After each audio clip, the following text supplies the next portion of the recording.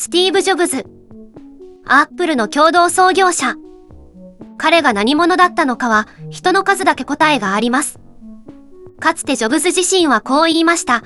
優れた芸術家は盗むと。こうあるべき世界への強烈なこだわり。今はまだそうじゃない、という苛立ち。彼が求めた未来のあるべき PC の姿とは一体何だったのでしょうか。この動画では若き日のスティーブ・ジョブズが語った未来を翻訳してお届けします。その前に彼が何を話したかったのかを簡単にまとめて整理しておきます。翻訳だけご覧になりたい方はタイムスタンプからスキップしてください。1983年、アメリカコロラド州アスペン。優れたデザイナーたちが集まるこの集会にスティーブ・ジョブズの姿がありました。我々は皆さんの助けが必要です。本当に助けが必要なのです。この時代、家庭用コンピュータが少しずつ登場していました。スティーブ・ジョブズはそれら家庭用 PC をどうしようもないゴミだと一蹴します。彼は言います。3年後の1986年には人々は車に乗っている時間より PC の前で過ごす時間の方が長くなると。当時、これはあまりに滑稽な主張でしたが、彼は必然だと信じていました。今の PC のフォントを見てください。なんて汚いフォントなんだ。見た目も悪いし、機能美のかけらもない。それでも人々の好みとは関係なく、PC は家庭や企業に急速に広がる。優れたデザイナーは、皆自動車や建築方面に行ってしまう。家庭や企業、そして学校に新しいゴミをもう一つ増やすのか、それとも美しいオブジェクトを迎え入れるのか。PC とは何なのか、それを今からあなた方に伝える。これからやってくる未来の姿を教えよう。10年後、20年後、必ずこの世界が来る。私が、アップルが作ってみせる。そのために、絶対にデザイナーのアーティストの力が必要なんだ。それは偉大な人類の積み上げてきた偉業に何か恩返しできるチャンスなんだ。アップルの描く未来はシンプルだ。今の大きなコンピュータを文庫本サイズの大きさにする。それもガラクタな性能じゃない。いつでも持ち運べる素晴らしいコンピュータにするんだ。使い方は20分で覚えられるようにする。コマンドラインなんて絶対に使わない。そしてこの文庫本サイズの素晴らしいコンピュータはいつでもどこでも無線でつながる。世界と常につながっているんだ。私たちはこの10年でそれを達成したい。ホームコンピュータがガラクタである理由がもう一つある。PC に新しいアプリケーションをインストールするとき、店舗に行ってアプリケーションの箱を選ぶ。企業で作られた何百万本というアプリケーションが梱包され、トラックで運ばれ、店舗に品出しされる。でもあまりにたくさんありすぎて、どれを選んだらいいのかわからない。店員に聞いたって、何がいいのかなんてわかりはしない。逆に考えてみてくれ。あなたがレコード店でレコードを選ぶとき、店員に、どのレコードがいいですか？なんて聞くかい？違う。もうあなたは買いたいレコードが決まってる。なぜなら、すでにその曲はラジオで聞いたことがあるからだ。アプリケーションにもラジオ局が必要なんだ。そして、物理的な店舗なんていらない。あらかじめ体験版を試すことができて、気に入ったらカード番号を入力するだけでいい。家庭の PC には、コンピュータのラジオ局から直接アプリがインストールされる。そうなる未来が来るはずだし、その未来を作るのがアップルだ。紙の地図だっていらない。持ち運べる文庫本サイズの素晴らしいコンピュータには、インタラクティブな電子地図が入っているべきだ。街全体の風景を記録して、画面上で自由に歩き回れる。その未来を作るのは、あなた方デザイナーであるべきだ。そして究極的には、対話できるコンピュータが現れる。歴史的人物と対話できるくらいの、知的な機械に生まれ変わる。ロボットじゃない。いつも持ち歩ける文庫本サイズのコンピュータでだ。お気づきになりましたか？私たちが空気のように毎日触れるスマホ。気に入ったアプリがあれば、すぐにでもインストールできるアプリストア。知らない街で道に迷わないストリートビュー。そして、チャット GPT のような人間を超えつつある LLM。チェンジ・ザ・ワールド。ゴミを増産するな。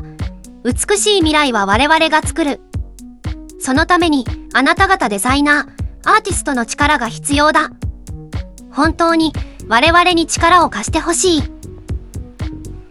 それでは、今から40年以上前の28歳のスティーブ・ジョブズの講演をお聞きください。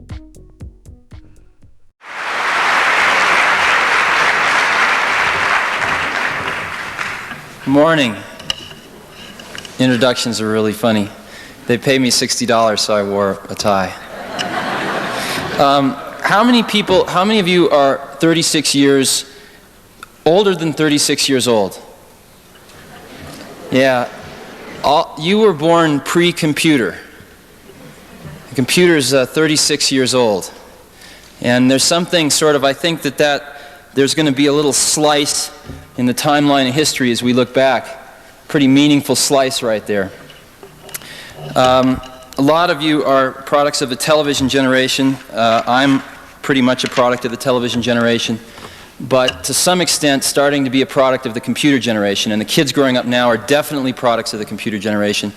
And in their lifetimes, the computer will become the predominant medium of communication, just as the television took over from the radio, took over from even the book.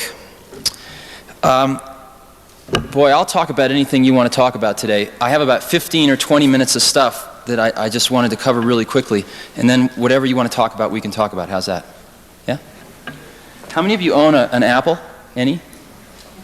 Or just any personal computer? Uh-oh. How many of you have used one or seen one? Anything like that? Good. Okay.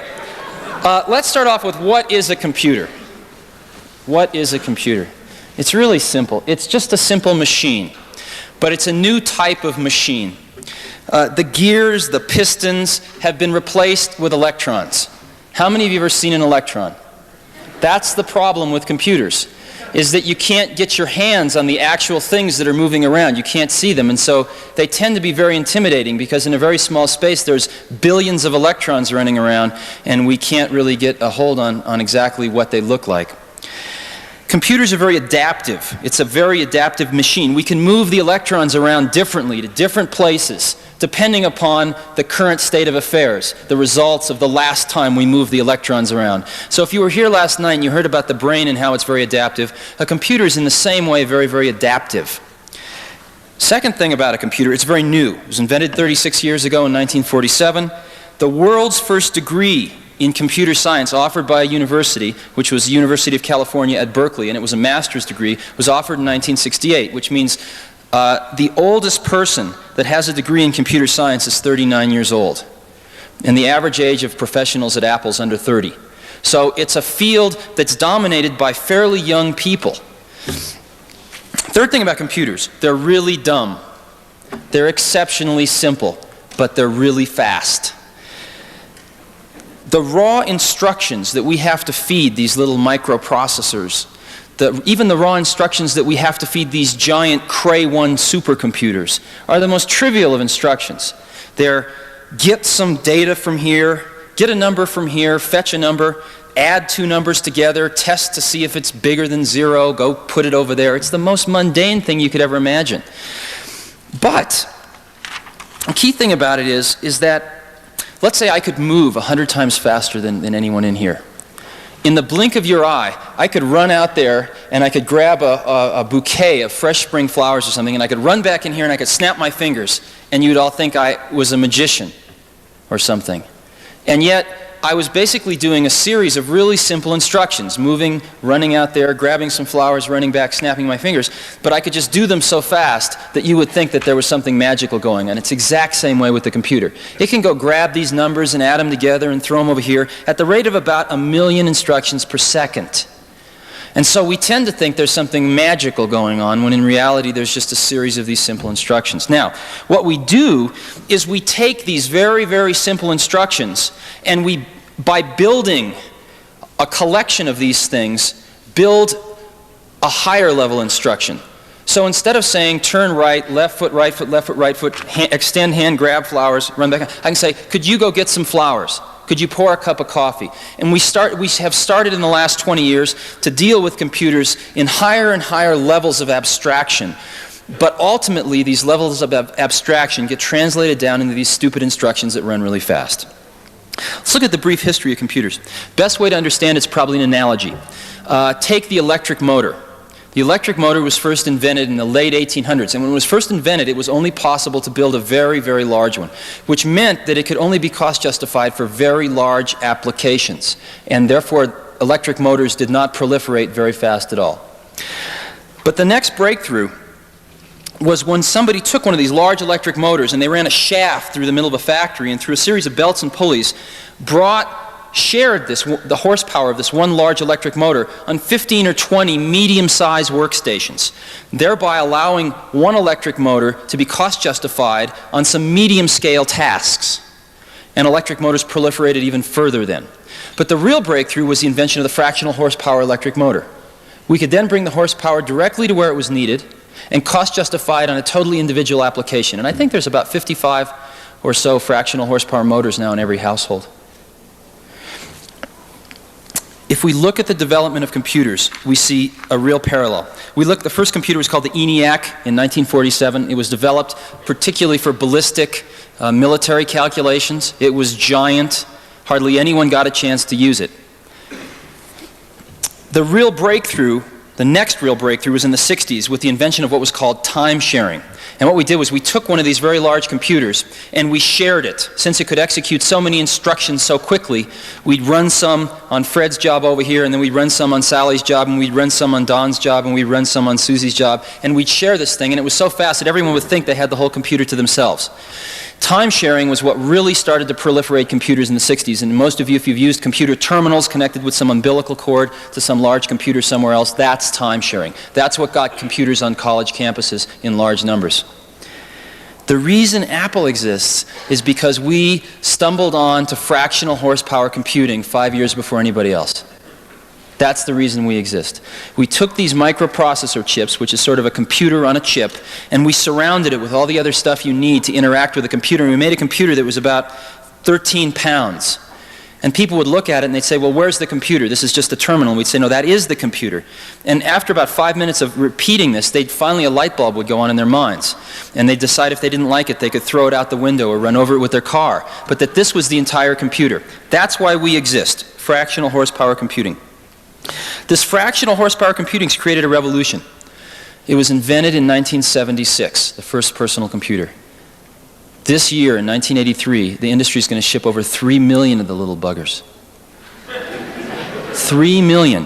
By 1986, we're going to ship more computers than automobiles in this country. And let me digress for a minute. One of the reasons I'm here is because I need your help. If you've looked at computers, they look like garbage.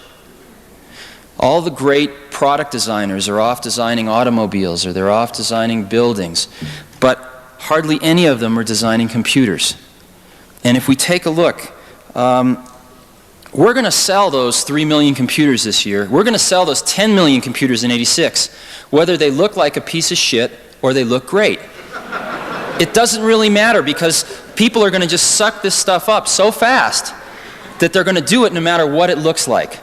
And it doesn't cost any more money to make it look great. There are going to be these objects, this new object that's going to be in everyone's working environment, and is going to be in everyone's educational environment, and is going to be in everyone's home environment. And we have a shot at putting a great object there, or if we don't, we're going to put one more piece of junk object there. By 86, 87, pick a year, people are going to be spending more time interacting with these machines than they do interacting with their big automobile machines today. People are going to be spending 2-3 hours a day sometimes interacting with these machines, longer than they spend in a car. And so the industrial design, the software design, and how people interact with these things certainly must be given the consideration that we give automobiles today, if not a lot more. And if you take a look, what we've got is we've got a situation where most of the automobiles are not being designed in the United States, Europe, Japan. Televisions, audio electronics, watches, cameras, bicycles, calculators, you name it. Most of the objects of our life are not designed in America. We've blown it. We've blown it from an industrial point of view because we've lost the markets to the foreign competitors. We've also blown it in a design point of view. And I think we have a chance, focusing on this new computing technology meeting people in the 80s, the fact that computers and society are out on a first date in the 80s, we have a chance to make these things beautiful, and we have a chance to communicate something through the design of the objects themselves. In addition to that, we're going to spend over $100 million in the next 12 months on media advertising. Apple alone, IBM will spend at least an equivalent amount. And we generate tens of millions of dollars worth of brochures, posters, more than the auto industry, again, as a comparison. And this stuff can either be great or it can be lousy. And we need help. We really, really need your help. Okay, let's go back to this revolution. What is happening? What's happening is the personal computer is a new medium of communication, one of the media. And so what's a media? It's a technology communication. A book is a medium, telephone, radio, television. These are mediums of communication. And each medium has pitfalls to it, has shortcomings, has boundaries which you can't cross, but it also generally has some new unique opportunities. The neat thing is that each medium shapes not only the communication that goes through it, but it shapes the process of communication. Perfect example. If you compare the telephone to what we're seeing now in electronic mail, where we link a bunch of computers together and we can send messages to an electronic mailbox, which people can then receive at their leisure. We see that, indeed, in one sense we're sending voice through these wires, and in another sense we're sending ones and zeros through these wires. So the content that's traveling through the medium is certainly different. But the most interesting thing that's different is the process of communication. When I talk on a telephone with anyone, we both have to be on the phone at the same time. When I'm working or when I want to send something to somebody with a computer terminal, I want to do a drawing and zip it over and put it in their mailbox, they don't need to be there. They can retrieve it at 12 a.m. in the morning. They can retrieve it 3 days later. They can be in New York and retrieve it. One of these days when we have portable computers with radio links, they can be walking around Aspen and retrieve it. And so the process of communication itself changes as the mediums evolve.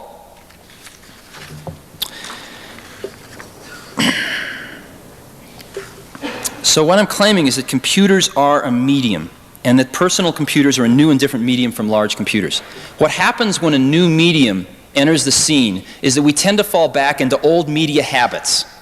And let's look at a few transitions from one medium to another. Radio to television, television to this incredible new interactive medium of the video disc. If you go back and you look at the first television shows, they're basically radio shows with a television camera pointed at them.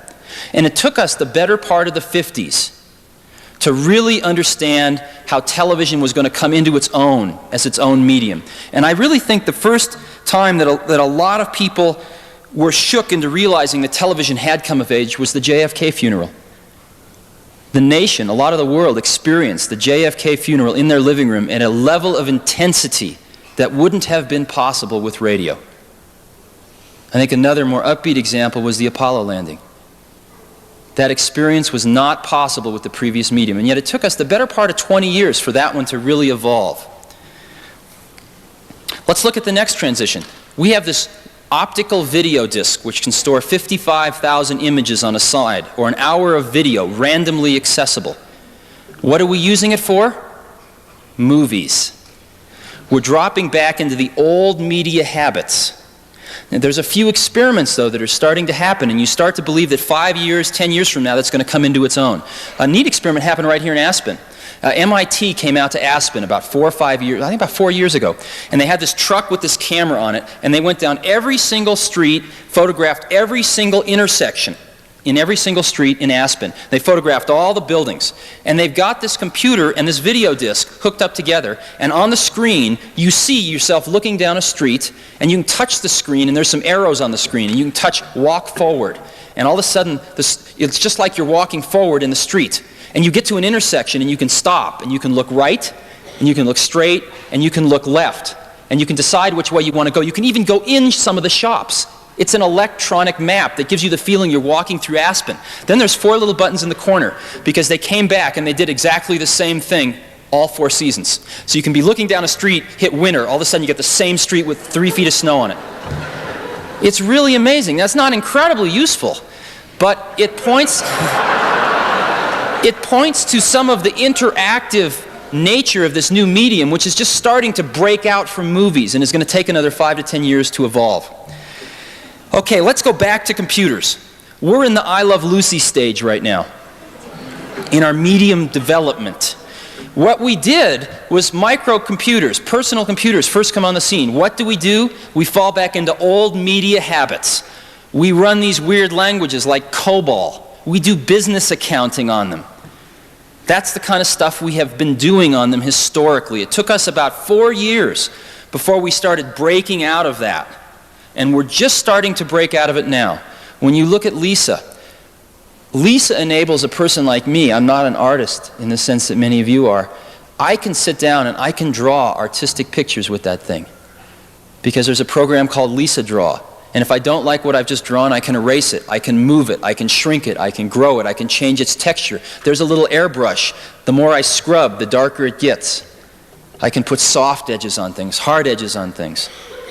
And so I have no talent at drawing at all, can make neat drawings, and then I can cut them out and I can paste them into my documents so that I can combine pictures and words. And then I can send it onto the electronic mailbox so somebody else that's living here in Aspen can dial up a phone number and get their mail and see this drawing that I made.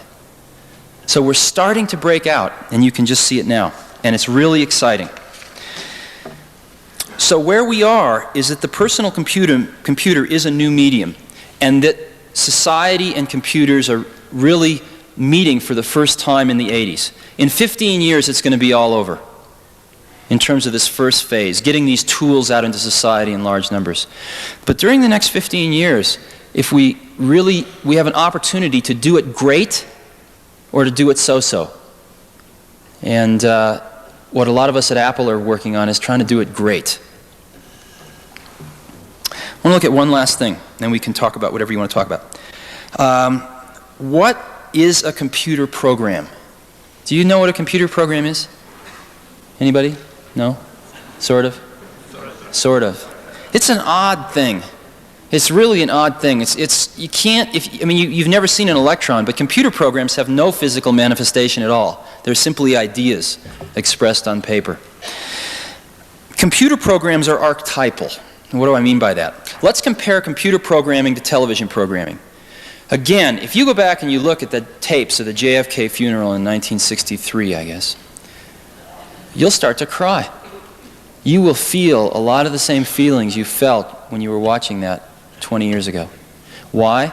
Because through the art of television programming, we are very good at capturing a set of experiences, an experience, 2 experiences, 20 experiences, and being able to recreate them.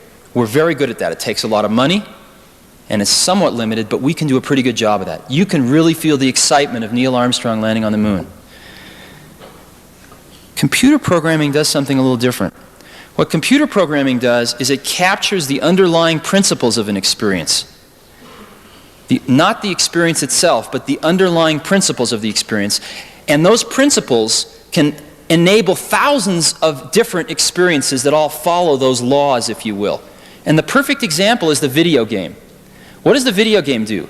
It follows the laws of gravity, of angular momentum, and it sets up this stupid little Pong game. But the ball always follows these laws. No 2 Pong games are ever the same. And yet every single Pong game follows these underlying principles. Give you another example. There's a neat program called Hammurabi. And Hammurabi, there's 7-year-old kids playing this. And it's a game, and it comes up on the screen, he goes, and you're King Hammurabi. He goes, oh, King Hammurabi. And you get to be King Hammurabi of the ancient kingdom of Sumeria for 10 years. He comes, oh, King Hammurabi, this is year 1. You have 1,000 bushels of wheat in storage, you have 100 people, and you have 100 acres of land. Land is trading at 24 bushels an acre. Would you like to sell any land? No. Would you like to buy any land? No. How much would you like to plant, or feed, how much would you like to plant? And it turns out that if you don't plant enough, some of your people will starve the next year. And if you plant a lot, then people will come from the surrounding villages because you got a hot village to live in, and you feed them well. So you plant a certain amount, but you need then it says how much. Oh, I'm sorry. So you feed your people a certain amount, and then it asks you how much would you like to plant, and you have to plant so much as well in order to get the grain the next year.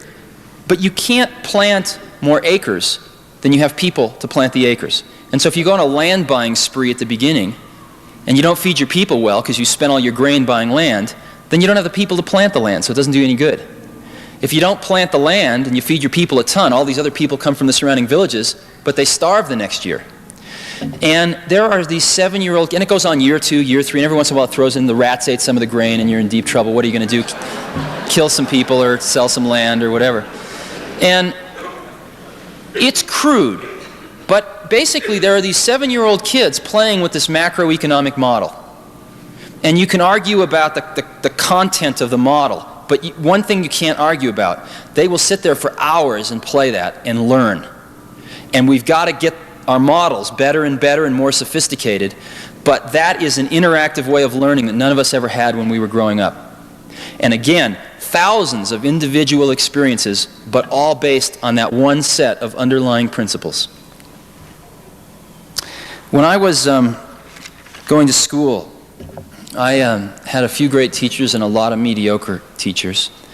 And the thing that probably kept me out of jail was books. Because I could go read what Aristotle wrote or what Plato wrote, and I didn't have to have an intermediary in the way. And a book was a phenomenal thing. It got right from the source to the destination without anything in the middle. The problem was you can't ask Aristotle a question.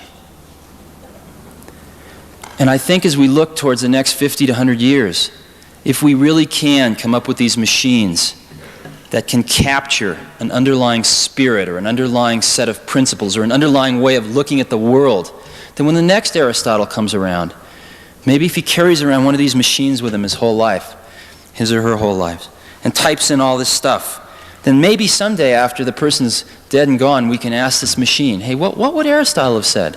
What about this? And maybe we won't get the right answer, but maybe we will. And that's really exciting to me. And that's one of the reasons I'm doing what I'm doing. So what do you want to talk about?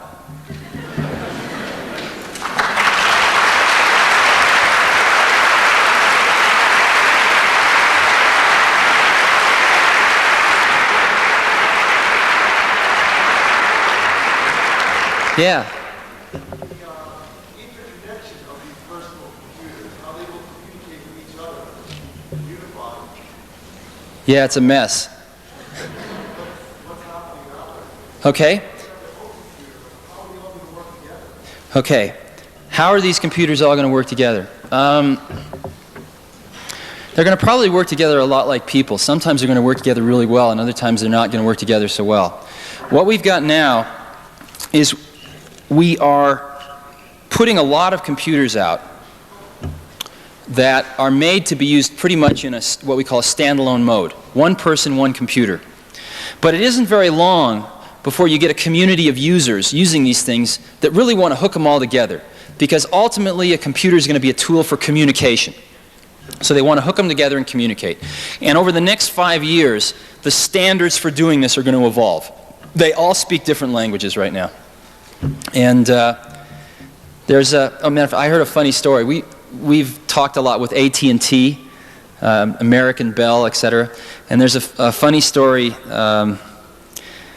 about this is a true story. I talked to this old guy who was about 80 years old, and he was one of the original telephone installers.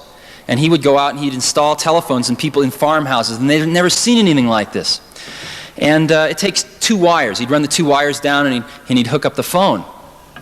And he was out installing this phone for this Italian family in this farm. And he'd finished installing the phone, and the guy asked him, well, can I speak Italian on this phone? And he said, why didn't you tell me? I got to run a 3rd wire. It'll be $50 extra. So that's where we are today. And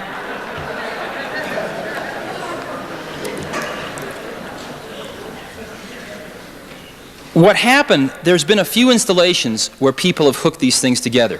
The one installation that stands out is a Xerox did it at a place called Palo Alto Research Center, or PARC for short. And they hooked about 100 computers together on what's called a local area network, which is just a cable that carries all this information back and forth.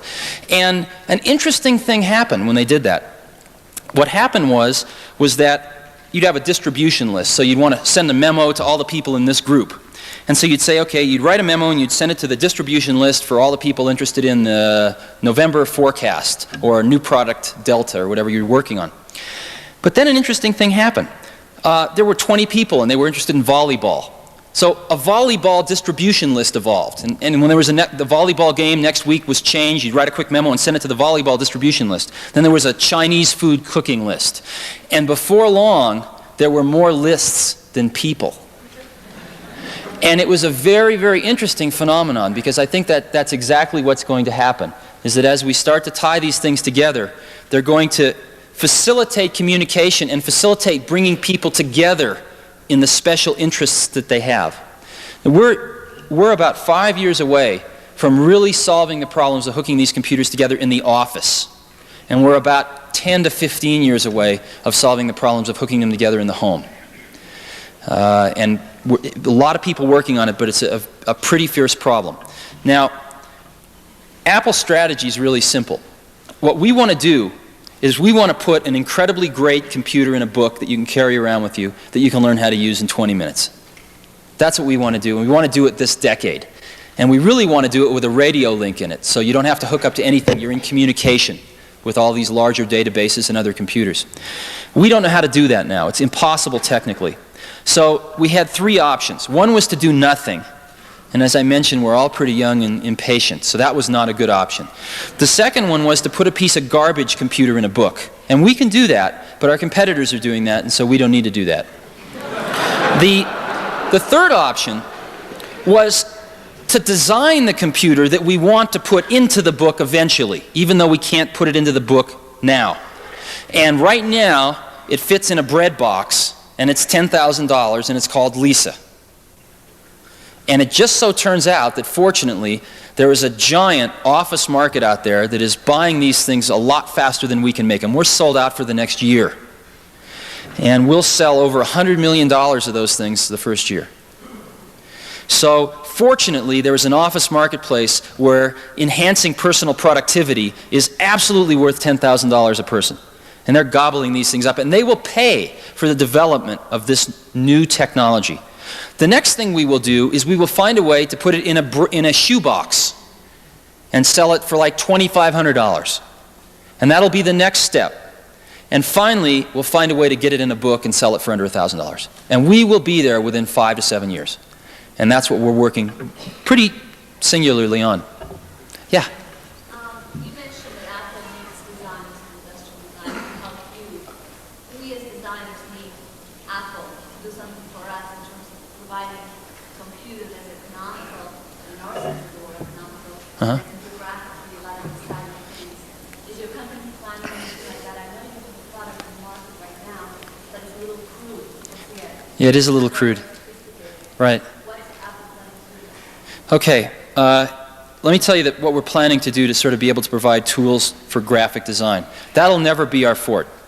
Our fort is going to be just people. And relative to nothing, what we can give them in the next 5 years is a lot. And eventually we'll get to the point where people can create images that are as good as they could create any other way. But it's going to take the better part of this decade to be able to get it down to a price level that people can afford. But we're doing some things now. Every computer to date has used a weird type on the screen, as you've known. The I's are just as wide as the W's. They're non-proportionally spaced fonts, we call them. You call them.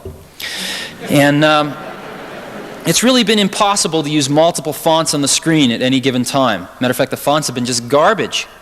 And it's really been impossible to embed any kind of graphics with text.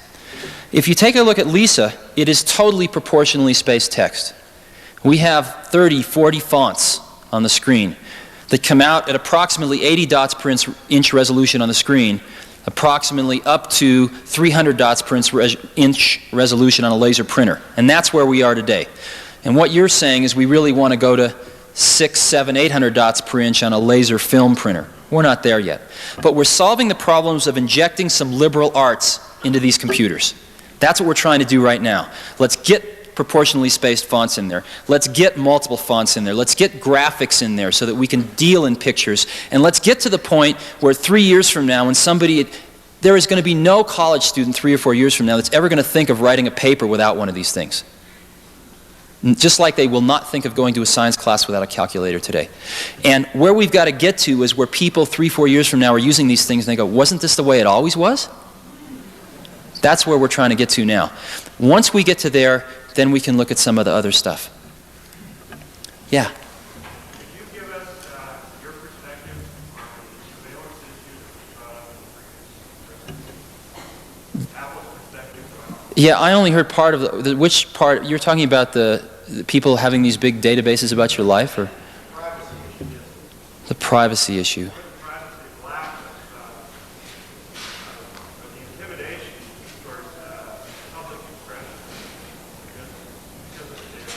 Okay.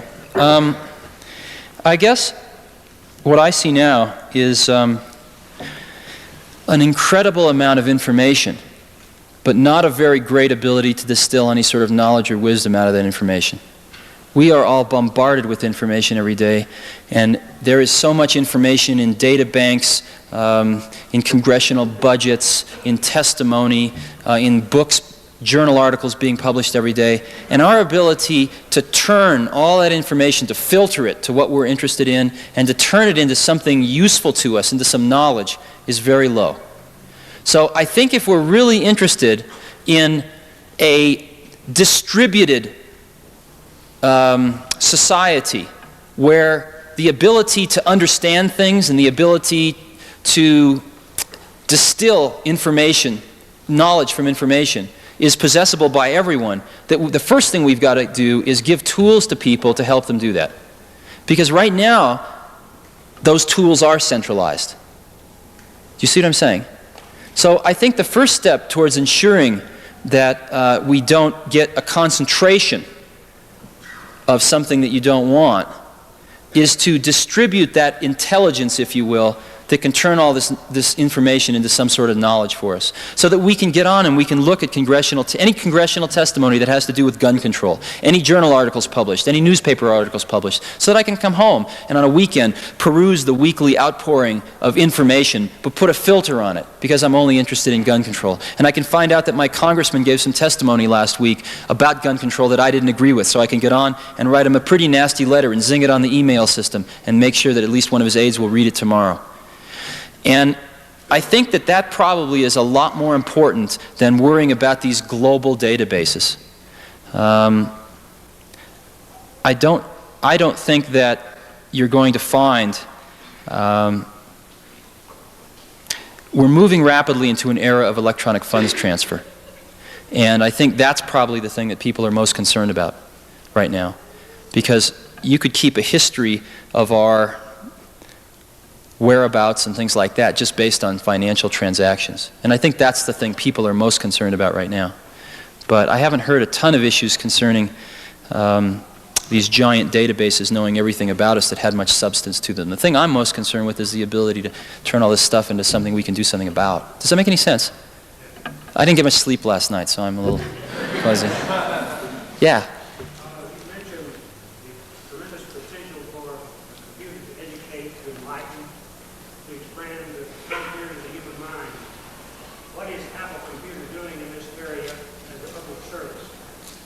Public service.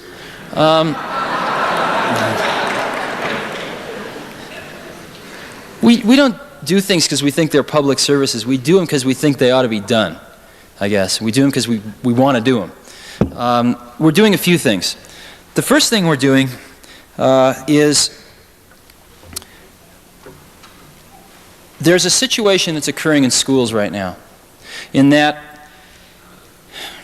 This all started, the former governor of California, Governor Brown, started this thing called the California Commission on Industrial Innovation in 1980. And it turns out, we'll do about $1 billion this year. And we have a business plan that looks out 5 years. It's not always accurate, but it shows us the trends, shows us the general directions, shows us some of the pitfalls. California is 22, I think $300 billion economy. GNP basically is associated with California. And California doesn't have anything. There isn't one scrap of paper. There didn't used to be one scrap of paper written down. So Governor Brown got all these people together and said, we got to figure out where we're going, because we don't want to have a planned economy, but we need the infrastructure to support it. And infrastructure takes time to build. So we have to at least understand the trends. If you want to be turning out more engineers next year, you can't start this year. You have to have started 5 years ago. You have to train the teachers, et cetera, et cetera. So what infrastructure are we going to need to support the growth? Well, the first thing we looked at was employment, jobs. And what we found was that about 44% of the new jobs in California in the 1980s come directly and indirectly from high technology. And we looked at that and we said, shit. And what are we going to do to further that, and what's going to hinder that? And there were 3 things that came up, but the biggest one was education by a long shot. And we looked at the education systems, and we are turning out almost as many welders in California as we are computer scientists. And these welders are coming out of school and there ain't any jobs for them. And this is just a minute example of the problem. And so one of the things that Apple decided to do, and this is not going to make a giant difference, but it could be a catalyst to get something started, is we decided we wanted to give a computer to every school in America. And there's 100,000 schools in America. And we figured if there was just one there, at least the kids that were interested would somehow find a way to get to it. And possibly they would start to understand a little bit about what computers were, maybe integrate them into 1 or 2 classes. And so we figured that that would cost approximately $50 million, and we'd go broke. So we went to Congress and we said, look, we'll pay 10 of this if you pay 40 of it. That's 10 right out of our bank account.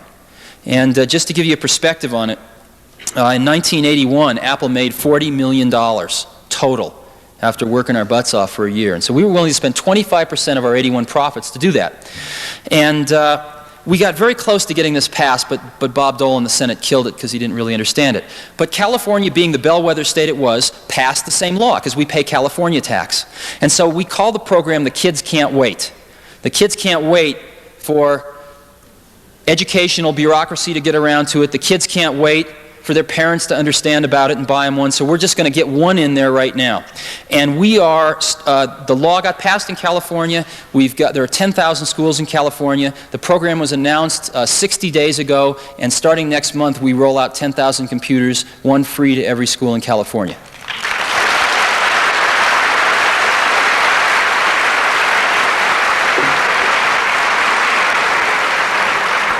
And I guess the important thing, though, to restate, this isn't going to fundamentally change the problem, but at least it's going to get one computer in there so that if there is a student, especially in one of the schools that can't afford these things, which is another thing that concerns us, this computer have not split, at least they'll get exposure to one.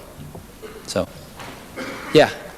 We're constantly told that by 2000, 85% of this will be the information business. How do you feel about that? Well, over half of the gross national product is contributed by companies and people that are already in the information business today. And that's true. Most of the people that got laid off from General Motors are never going to go back to work at General Motors. Ever, ever, ever.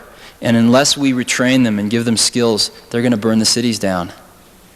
And that's one of the biggest problems facing us right now. It's real easy to talk high tech. It's real hard to take all these guys that have been putting fenders on for 15 years, servicing computers. It's going to be really hard, and we're not paying enough attention to it right now. But we're already in the information age. We're ready there now. Most of us manipulate information for a living. Yeah? Yes, is there ever going to be standardization of software, hardware, equipment, with proliferation of software packaging? It's very difficult to decide, like you go the Apple, you go the Apple II, Lisa, and it's very difficult to go out to the marketplace to decide what the quality of these equipment are, because they change. Right. That's right. Here's a challenge for you. You want to just make a great contribution, have fun, make zillions of dollars, all at the same time. There are about 20,000 programs for the Apple II. There's for the IBM PC, which is the second most popular one now, there's about maybe 2,000 programs. That's a lot. And you go to buy one of these things and you don't know what to buy. So you go ask the computer dealer, which one should I buy? And that person doesn't know. They're out selling computers. They're not looking at software. And so they give you a bullshit answer and you buy it. And maybe you're happy and maybe you're not. Now, compare that to records. Most people walking into a record store know exactly what record they want to buy. They don't go up and say, what record should I buy?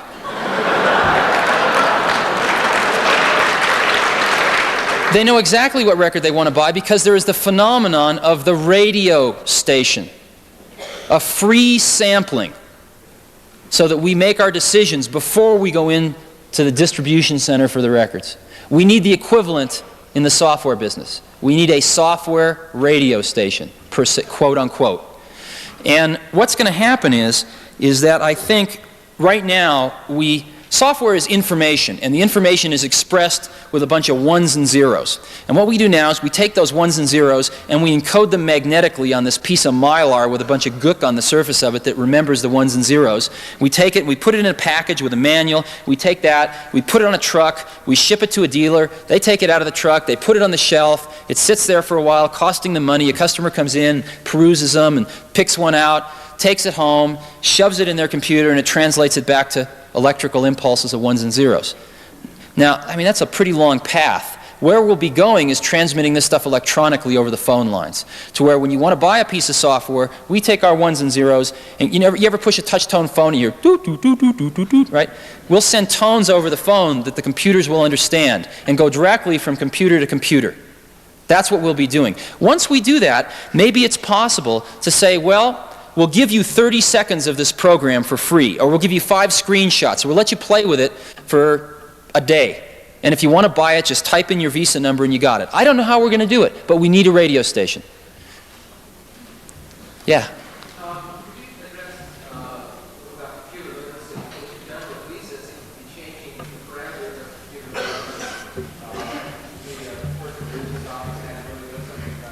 Right.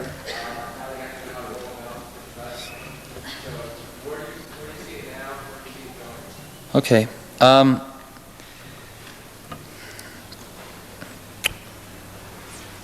There are two things to do to get people and computers together. One thing is to make computers easier to use, and the other thing is for people to get more and more familiar with the concepts. How many people here own a Hewlett-Packard calculator? Yeah, not a lot. How many people know about them, right? Do you know the difference between reverse Polish notation and the way the TI ones work? How the HP ones sort of work backwards, right? Do you know about that? No? Some of you do, though, right? Probably maybe a quarter of you, maybe. If you had tried to explain that to somebody 10 years ago, it would have been just like computers are now. And yet, in 10 years, the HP 35 was first introduced in 1972. In 10 years, people gradually understand some of these concepts.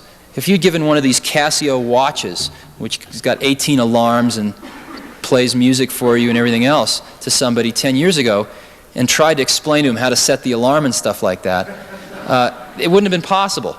Automatic bank telling machines, et cetera, et cetera. So gradually the level of technical literacy is rising. The problem is we're educating people on these garbage devices. You know, setting a Casio watch is really a pain still.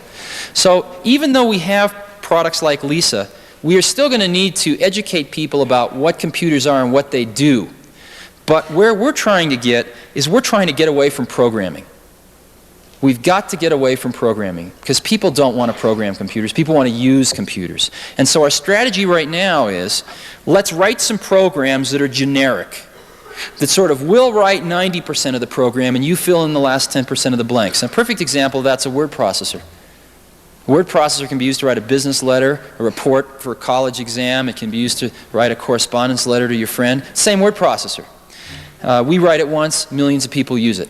Another program, there's a lot of database programs. There's some spreadsheet modeling programs where we do 90% of the work, you do the other 10. Where we're moving in the future, though, is programming with graphics, connecting the dots, if you will. And that's what you'll be seeing more of over the next 5 years. What's really exciting, though, let me give you a little... some of the finest people are going into software right now. And matter of fact, about a year ago, I met this little kid in Chicago who had started this company called Aristotle Software. And he was 13, and he started it with his more mature 14-year-old friend.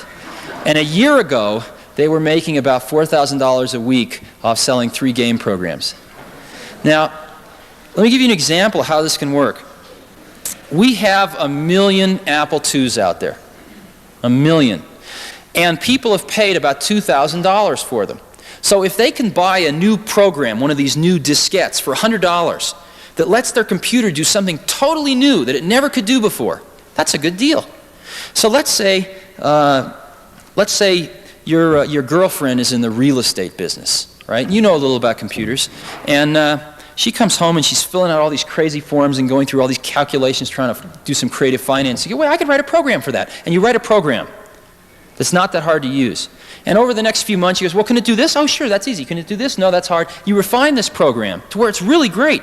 And all of a sudden, she shows it to all the other people she works with. She brings it into the office, or she brings them over one day, and they just go, wow, I got to have this. This is worth $2,000 to me right there, just for that one application.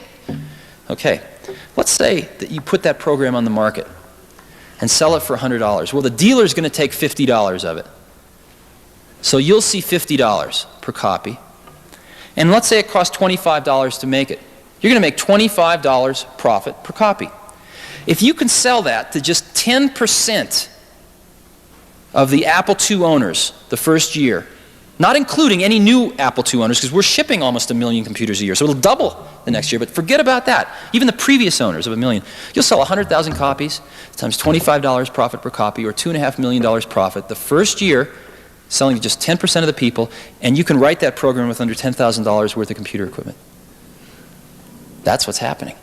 That's why they're Aristotle softwares. And so you're seeing a flurry of activity there right now. Yeah? How did you manage to successfully grow so fast in terms of all the people? How does that affect the human interaction between the people, particularly the ones who were there originally? Okay. The actual turnover at Apple has been very, very low since inception. It's been under 5% since inception, actually. Okay, we do it in a few ways. First thing we do is, what's happening is the definition of an American corporation is evolving. And it's evolving in a almost semi-socialistic dimension, which is very interesting. 100% of the professionals at Apple own stock in the company. 100%. Everybody owns stock in the company. And what that means is these traditional barriers. I've never heard the word labor or management mentioned at Apple, ever in my life. We have no unions or anything. People say, God, the electronics industry doesn't have any unions. And that's true in one way, but in the other way, we've got like one of the best unions of everybody going towards the same exact goals and objectives that I've ever seen in my life. It's on sort of an economic scale for sure, because it's in everybody's best interest to see the stock go up. But more importantly, we feel that for some crazy reason, we're in the right place at the right time to put something back. And what I mean by that is most of us didn't make the clothes we're wearing, and we didn't cook or grow the food that we eat, and we're speaking a language that was developed by other people. We use a mathematics that was developed by other people. We are constantly taking. And the ability to put something back into that pool of human experience is extremely neat. And I think that everyone knows that in the next 10 years, we have the chance to really do that. And we can look back, and while we're doing it, it's pretty fun too, but I mean, we can look back and say, God, we were a part of that. And so everyone is working 18 hours a day right now. Now, on the people side, we believe in the phenomenon of great people. And what I mean by that is we think there are people that are so good that they can run circles around 5 pretty good people. Okay? And those are the kind of people that we want at Apple. They're hard they're all idiosyncratic, but they're the fun people of the world. They're the artists of the world. And so what we have is sort of a very small company in terms of people for our revenue. We are going to cross $1 billion in sales very shortly with under 5,000 people worldwide. And that's phenomenal. And I think our feeling has been that what we want to do is keep the number of people down so that we can spend time with... I think you started with 2 or 3 people. Right. 5 years you've gone to 5,000. I assume a lot of them are manufacturing people. No, not very many are. Under 2,000 are. How did you grow that fast and manage that growth? I mean, there were people, you had a nucleus of some kind, and they were all buddy-buddy, and everyone was very friendly. Yeah. And all of a sudden, there's these huge divisions. I assume, I don't know what... Right. Corporate... We do a few things. We... They don't get to see each other and speak or drop in easily. They used to do that. Right. That's exactly right. The first thing we do is we've always tried to hire people that were much better than we needed for the current job, because within 6 months they'd be fighting to keep up with it. Second thing, though, is we've always tried to hire people. The reason we hire people is to tell us what to do. And so at Apple, when you get hired, some people survive and some don't. But in general, it's, hey, this is the general thing we think we need done. Go figure out what we need. Come back and tell us how much it's going to cost, and go do it. And so we've got an incredible group of entrepreneurs. And we're always arguing with each other and things like that, but that's just fine. And so the 5,000 people we've got, most of those people are very independent thinkers, and what they really want is they know what to do. What they want is the environment where they don't have to convince 30 other people that it's the right thing to do. Does that make any sense? And it's harder as we get older. It's harder to spend time with everyone and to pull everyone together, but we really make an attempt to do that. And I guess our feeling is that the day that somebody working at Apple decides that they can't make a difference anymore is the day we've lost. You know? And we have the standard stuff. I mean, anyone can come see myself or John Scully or anyone else anytime they want. I mean, it might take a day or two to schedule it. But we've got people at all levels floating around, coming to see us. The other thing we've observed, of course, is that the oldest and largest organization in the world has only 4 layers of management. And that's the Catholic Church. And 5 if you count the highest order, I suppose. And so we see no reason why we need over 4 layers of management. And indeed, we have usually about 3. And that's, the president, we maybe have a division manager, and then maybe under that a marketing or engineering manager. And that's really about it. So that's what we're trying to do. Yeah, well, what's really interesting is that people a lot of times, we have good people, and what they've been able to do over the last 5 years is pretty awesome. But what's even neater is that what we can do in the next 5 years. I mean, we're in a position now where we're selling $1 billion of stuff a year, and where we've got one of the most recognized consumer brand names in the country. And so, if we get it together, we can turn out these incredibly great products with incredibly great advertising, with incredibly great software. And so what we want to do is just get great people to come help us do that, because that's a pretty giant thing to try to do. But that's what we're going for. We started with nothing. So whenever you start with nothing, you always can shoot for the moon. You have nothing to lose.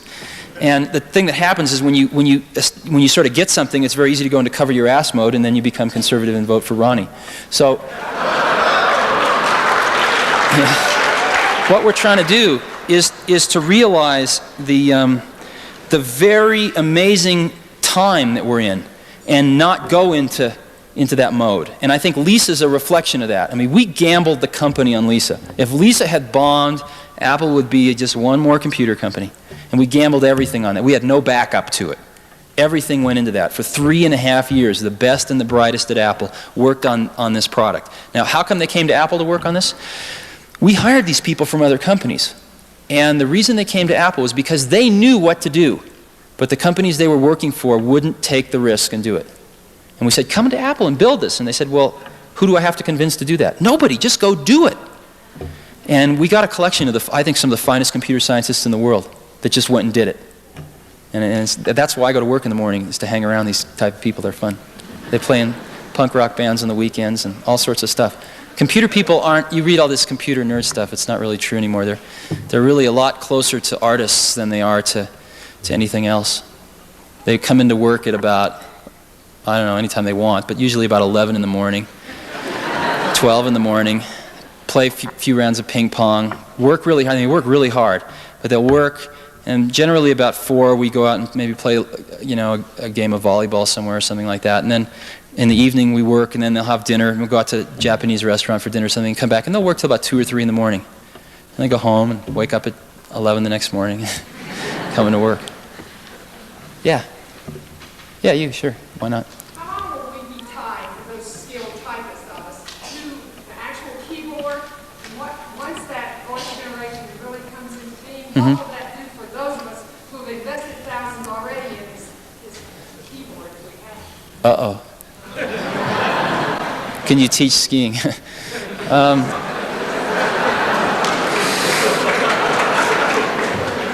Voice recognition is it's going to be the better part of the decade away. We can do toy voice recognition now. The problem is it isn't just recognizing the voice. When you talk to somebody, understanding language is much harder than understanding voice. We can sort out the words, but what do they all mean? And most language is exceptionally contextually driven. In other words, one word means something in this context, it means something entirely different in another context. And when you're talking to somebody, people interact. It's not a one-way communication. It's going, yep, yep, yep, yep, and they gracefully interact. They go in and out of levels of detail. And boy, this stuff's hard. So I think you're really looking at the better part of a decade before we get even close to that. I don't know how much time we have. I think I'm about to get... Thank you very much. I've enjoyed it.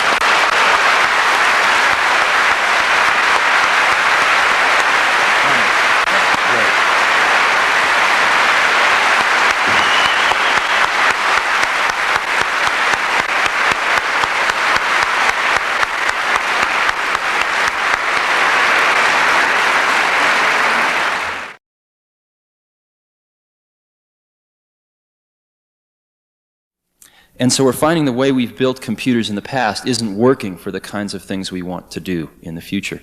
And we're examining new architectures, these fancy words like non-von Neumann machines, etc. And what we're doing is we're starting to look to the human brain. How is the human brain architected? And we're finding that computers are very good at doing very simple things extremely accurately, and the human mind is very good at doing very complex things adequately. And there's a ton of people now starting to look to the brain as a model of an architecture to build a computer. The main differentiation that exists now between the two machines, and I'm going to use the word machine to describe the brain for a moment, is that man is self-conscious, obviously. We are conscious that we're conscious. I am thinking. And to our knowledge, no computer or even of the high primates has yet to say, I am thinking. And so a tremendous amount of work is going on in the artificial intelligence community to try to understand what self-consciousness is, to try to understand if a computer can ever be self-conscious. But I think the biggest thing that motivates a lot of us is, unlike what we just heard, we don't know. We honestly don't know whether we are more than just a machine. And we are building better and better computers. We're running up against roadblocks. A lot of people are spending the best parts of their lives right now to try to understand the architecture of the brain and how we can make better and better machines to emulate it. And I actually think by the end of our lifetimes we're going to know the answer to this question. And that's what's driving a lot of us.